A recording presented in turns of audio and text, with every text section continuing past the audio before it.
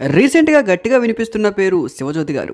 Betting apps promote చేశారంటూ ఇప్పటికే social మీడియాలో శివజ్యోతి గారి పేరు మారుమోగిపోతోంది. ఇన్ని రోజులు తన పేరు ఎక్కడా వినిపించలేదు. కానీ దాదాపు 2 రోజుల నుంచి ఎక్కడ మీడియా ఛానల్లో చూసినా కూడా యాంకర్ శివజ్యోతి గారి పేరు తెగ వినిపిస్తూ ఉంది. టైం చూసుకొని శివజ్యోతి గారిని పర్సనల్ గా టార్గెట్ చేస్తున్నారా? అసలు శివజ్యోతి గారిని టార్గెట్ చేయవలసిన అవసరం ఏముంది?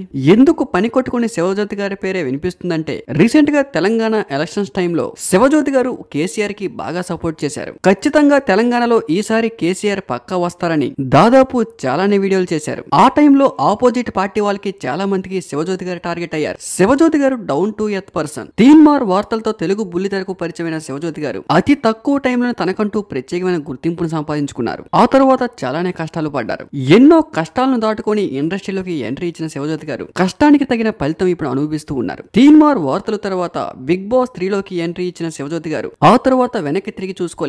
బిగ్ బాస్ నుంచి శివజ్యోతి గారు బయటికి వచ్చిన తర్వాత కొద్ది రోజులు TV9 లో వర్క్ చేశారు. కానీ ఆ న్యూస్ అంతగా వర్కౌట్ కాలేదు. తరువాత తనే సొంతగా ఒక ఛానల్ పెట్టుకొని అందులో తీన్మార్ వార్తల టైప్ లో కొన్ని వార్తలు చెప్పడం మొదలు పెట్టారు. కొద్ది రోజుల్లో అవి కూడా ఆపేశారు.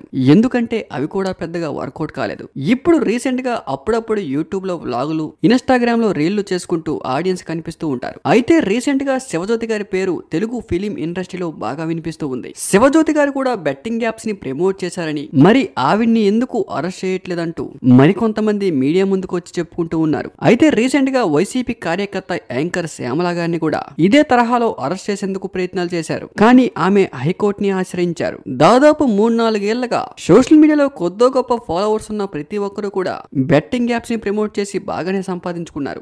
ఇప్పటికే చాలా మంది వాళ్ళని నమ్మి ఇన్వెస్ట్ చేసి సంకనాకి పోయారు. కానీ ఇప్పుడు అందరికీ కళ్ళు తెరిచాయి. మరి ఇన్ని రోజులు ఏమైపోయారో అర్థం కావట్లేదు.